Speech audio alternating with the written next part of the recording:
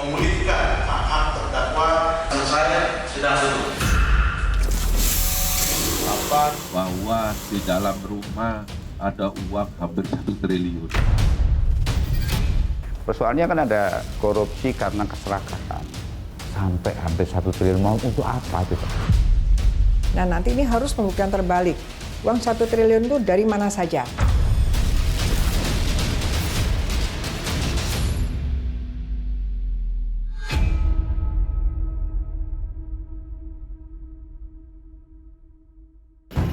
Terus menang. Agak gerak.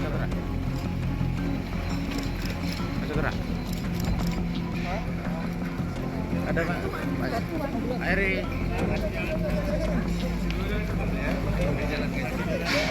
Bentar Pak. Oke, ya aman, silakan.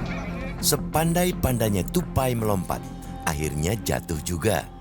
3 hakim pengadilan negeri Surabaya kini diseret ke balik jeruji tahanan Kejaksaan Agung. Mereka harus mempertanggungjawabkan perbuatannya atas vonis janggal yang membebaskan Ronald Tanur dari jerat hukum. Ketiga hakim tersebut adalah Erin Tuah Damanik, Mangapul, dan Heru Hanindyo. Ketiga hakim pengadilan negeri Surabaya ini diduga telah menerima suap atau gratifikasi dalam memutus perkara pembunuhan dan penganiayaan yang menewaskan Dini Sera Afrianti.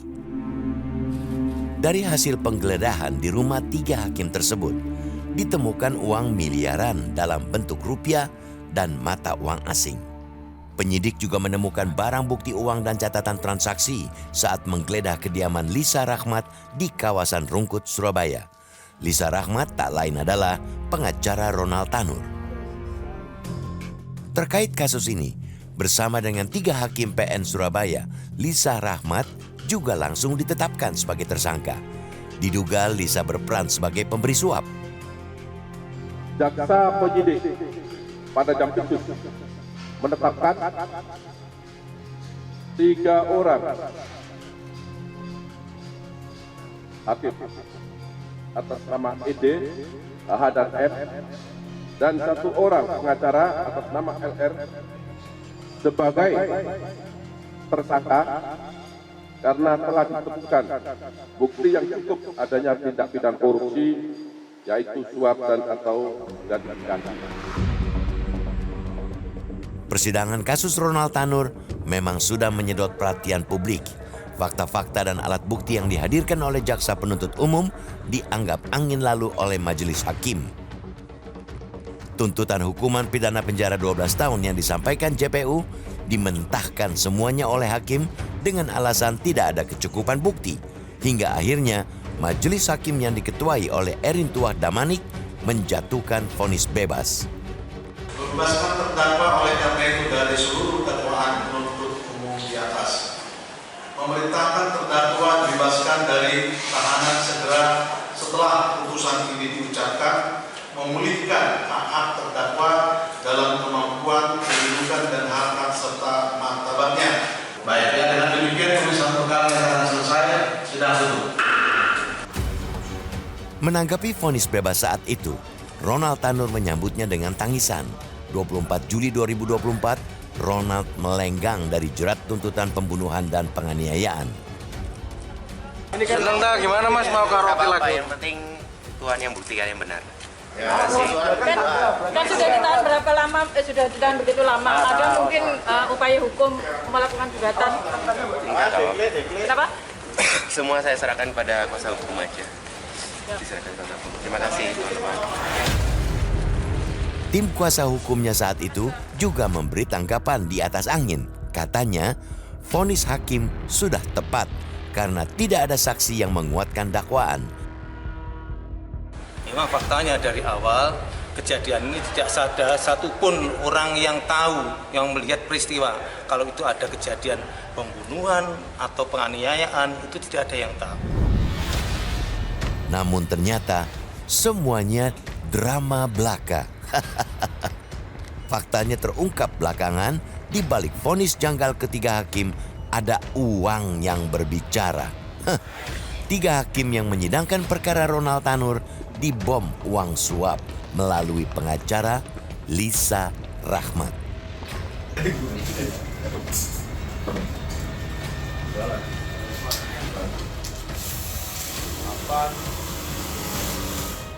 Langkah akrobat Lisa Rahmat tak berhenti hanya sampai di sini. Lobi-lobi pengaturan perkara Ronald Tanur masih terus digencarkan hingga Oktober lalu. Lolos dari palu hukum Pengadilan Negeri Surabaya, pengacara Ronald Tanur juga melobi jejaring hakim di Mahkamah Agung. Sebab sejak 5 Agustus lalu, jaksa mengajukan kasasi atas vonis hakim Pengadilan Negeri Surabaya. Yang pertama bahwa hakim ya dalam kapasitasnya mengadili perkara ini tidak mempertimbangkan fakta-fakta yang diperoleh selama proses persidangan. Kejaksaan Agung beranggapan hakim tidak menerapkan hukum dengan semestinya. Fakta-fakta hukum di persidangan dikebiri dan mengambil kesimpulan sendiri. Jelas ya? Jelas ada yang ditanyakan? Nah, dari fakta-fakta tadi yang kita sebutkan bahwa hanya korban dengan pelaku. Lalu visum menyatakan ada luka. Lalu pertanyaan besarnya, siapa pelakunya? Tidak ada yang melihat lalu menyatakan bahwa tidak cukup bukti. Nah, ini beberapa kejanggalan sehingga kami menyatakan bahwa hakim ya tidak menerapkan hukum sebagaimana mestinya. Vonis bebas Ronald Tanur akhirnya membuka tabir gelap peradilan di negeri ini. Dari hasil pengembangan penyidikan, Kejaksaan Agung menemukan uang bukti suap atau gratifikasi senilai hampir 1 triliun rupiah.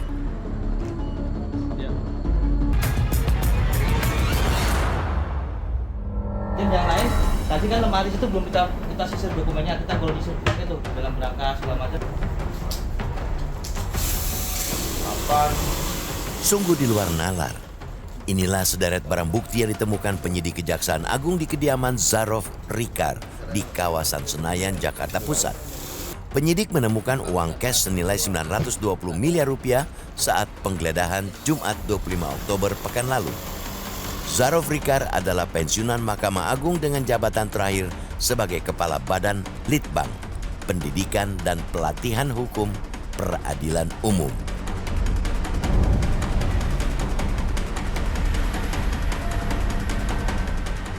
Pada Kamis 24 Oktober tahun 2024, Kejaksaan Agung menggeledah rumah yang berada tepat di sebelah kanan saya saat ini. Nah, di dalam rumah ini ditemukan uang senilai 920 miliar rupiah dan juga emas yang beratnya mencapai 51 kg. Nah, rumah yang berada di kawasan elit di daerah Jakarta Selatan ini diduga merupakan milik Zarof Rikar, seorang mantan pejabat Mahkamah Agung, yang dimana uang serta emas yang ditemukan di rumah ini sebelumnya diduga merupakan hasil jual beli perkara sejak tahun 2012 hingga 2022.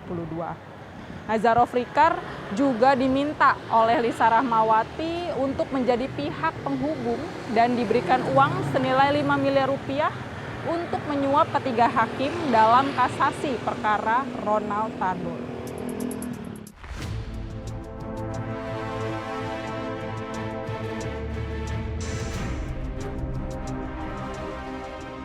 Meski sudah 2 tahun pensiun, nyatanya hingga kini Zarof masih berdagang perkara di MA. Lantaran itulah, Lisa Rahmat menghubunginya. Lisa meminta Zarof mengondisikan putusan kasasi perkara Ronald Tanur. Targetnya tentu saja menolak gugatan Kejaksaan Tinggi Surabaya dan tetap membebaskan kliennya. Lisa menyanggupi memberikan uang 5 miliar rupiah untuk 3 hakim kasasi dan 1 miliar rupiah untuk Zarof. Uang sudah diberikan langsung kepada Zarof, diantarkan ke rumah tinggalnya di Senopati, Jakarta Selatan. Saat penggeledahan, penyidik menemukan beragam pecahan mata uang asing di sebuah brankas di ruang kerja pribadi Zarof. Penyidik bahkan harus menggunakan mesin penghitung uang untuk menghitung jumlah barang bukti yang ditemukan. Penyidik juga menemukan selembar kertas berisi catatan dari Lisa Rahmat untuk pengurusan perkara. Sungguh luar biasa, begitu banyak uang cash disimpan di dalam rumah Zarof. Pensiunan pegawai negeri sipil dengan pangkat eselon 1 ini juga memiliki 14 handphone. Sebentar, kita lihat duitnya dulu. Lihat catatannya. Catatannya, ini catatannya. Ini untuk yang bisa dan kantongnya mas tertulis Ronald Tanur. Oke, perkara Ronald. Ronald Tanur. Oke. Coba handphone ada berapa banyak yang diambil? Yang terbaru? Sekitar 14 pak. Ada 14 handphone ya? 14 handphone termasuk prestis pak. Termasuk prestis. Notebook, laptop. Laptop ada satunya pak. Laptop 1, tab iPad 1 pak. Oke. Oh, laptop 2 pak. Laptop 2. Zarov mengaku uang tersebut diperoleh dari mengurus perkara sepanjang tahun 2012 hingga 2022. Yang mana diduga keras telah melakukan tindak pidana korupsi, yaitu melakukan perbuatan jahat untuk melakukan suap bersama dengan LR selaku pengacara Ronald Tanur, bahwa kami penyidik sebenarnya juga kaget, ya, tidak menduga bahwa di dalam rumah ada uang hampir 1 triliun. Inilah sosok 3 hakim agung yang namanya tertulis di selembar kertas catatan di rumah Zarov Rikard. Hakim Agung Susilo, Ainal Mardiah, dan Sutarjo adalah majelis yang menangani kasasi perkara Ronald Tanur. Untuk 3 hakim inilah Lisa Rahmat menyerahkan uang 5 miliar rupiah melalui Zarov Rikard. 22 Oktober lalu, hakim mengabulkan permohonan kasasi jaksa. Putusan Pengadilan Negeri Surabaya dibatalkan dan menjatuhkan pidana penjara 5 tahun kepada Ronald Tanur. Mahkamah Agung berjanji akan menginvestigasi dugaan suap terhadap hakim kasasi. Terlebih, Zarov sudah sempat menghubungi salah satu hakim tersebut. Keterangan dari Kejaksaan Agung bahwa sudah menghubungi salah satu majelis hakim dengan inisial S, kalau nggak salah itu. Oleh karena itu ya tentunya yang akan kita tindak lanjuti yang itu ya statement di Kejaksaan Agung itu yang tentunya yang majelis yang menangani perkara kasasi Ronald Tanur itu yang akan kita periksa ya. Meski Ronald Tanur akhirnya dipidana penjara 5 tahun, namun keluarga almarhum Dini Sera masih merasa kecewa. Vonis dinilai tidak sebanding dengan perbuatan jahat Ronald Tanur kepada anaknya. Sebagai keluarga gitu. Jadi Bapak menuntut pengen lebih hukuman lebih berat lagi ya Pak? Ya mungkin ya kalau bisa itu lebih dari 20 tahun lah gitu, kalau bisa gitu. Mudah-mudahan aja bisa lah gitu. Segala daya upaya dilakukan oleh Ronald Tanur demi bebas dari jerat hukum. Diduga keluarga Ronald Tanur gencar melobi sana-sini agar anaknya tak masuk bui. Keluarga almarhum Dini Sera mengaku bahkan sempat ditawari uang tutup mulut sebesar 1 miliar rupiah. Harapan dari keluarga gitu, terutama saya sendiri gitu, pengennya nanti majelis hakim yang nanganin kasasi juga pengen diperiksa gitu. Takutnya ada kemungkinan seperti ketiga majelis hakim tersebut. Betapa ironis, di saat keluarga korban menolak iming-iming uang tutup mulut, para pengadil perkara justru bersekongkol menerima suap dari keluarga Tanur. Hakim ramai-ramai menggadaikan integritas dengan berdagang perkara demi menumpuk pundi-pundi harta. Sungguh memalukan.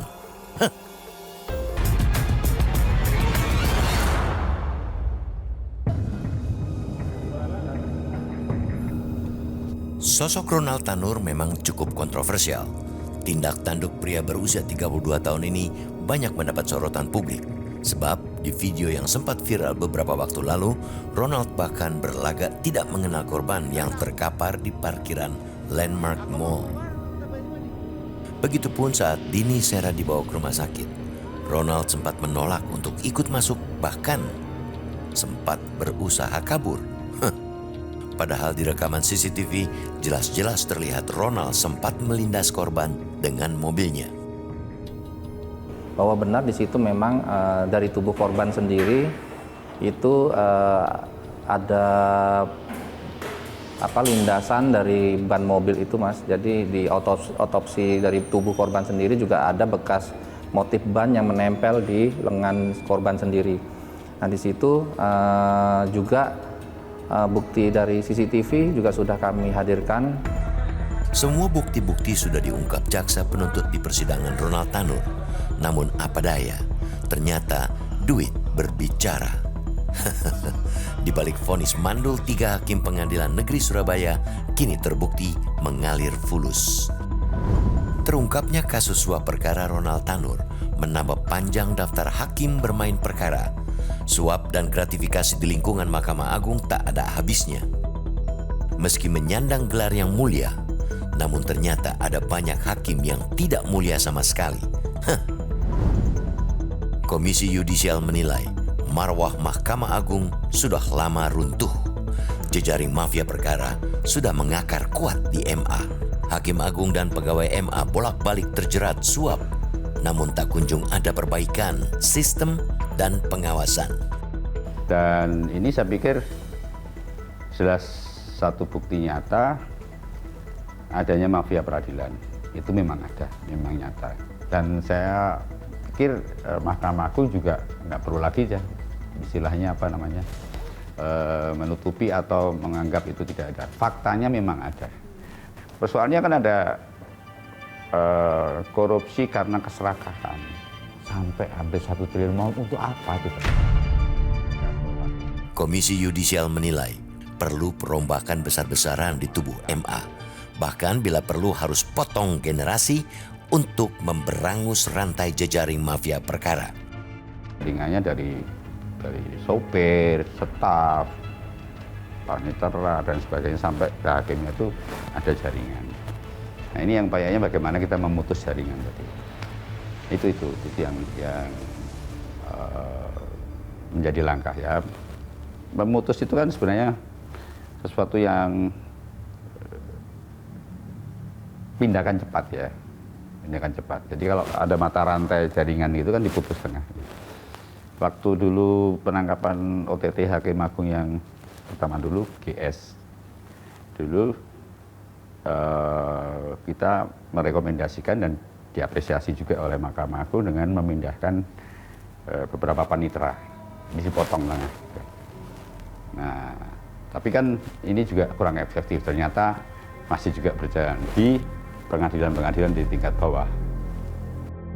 Indonesia Corruption Watch mencatat sepanjang 2011 hingga 2023 terdapat 29 hakim dijerat kasus suap. Total nilai suap mencapai 107,9 miliar rupiah. Dengan kondisi ini, wajah peradilan Indonesia jelas tidak baik-baik saja.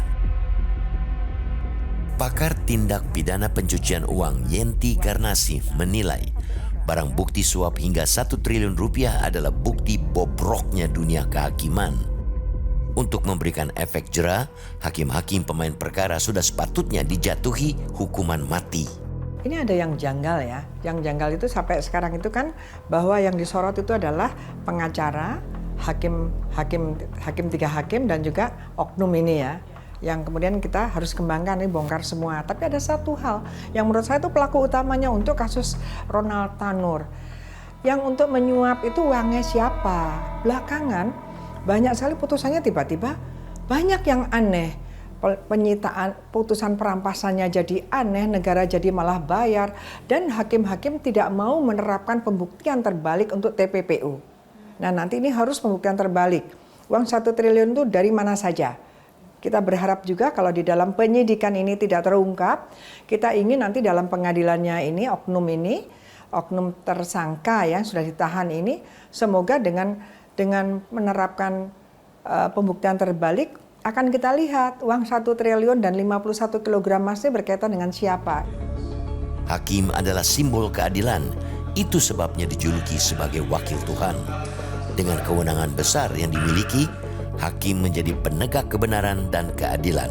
Namun, bila hakim-hakim doyan bermain perkara, kemana lagi rakyat meminta keadilan?